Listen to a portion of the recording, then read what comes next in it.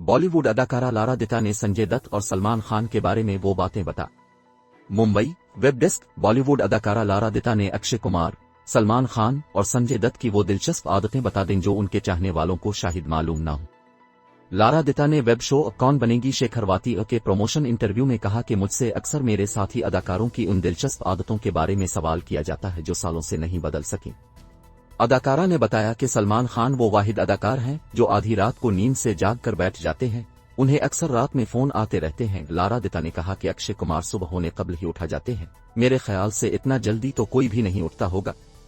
संजय दत्त के बारे में उन्होंने कहा कि वो बहुत शर्मीले हैं और वो लोगों से ज्यादा मील जौल नहीं रखते, इतने बड़े स्टार की ये आदत अब भी बरकरार है। लारा दत्ता ने 2003 में अक्षय कुमार के साथ फिल्म अंदाज से अपने करियर की शुरुआत की। उन्होंने 2005 में फिल्म नो एंट्री में सलमान खान के साथ अदाकारी की। लारा दत्ता को आखिरी बार फिल्म बेल बॉटम में साबिक भारतीय वजीर आजम इंदिरा गांधी का किरदार अदा करते हुए देखा गया।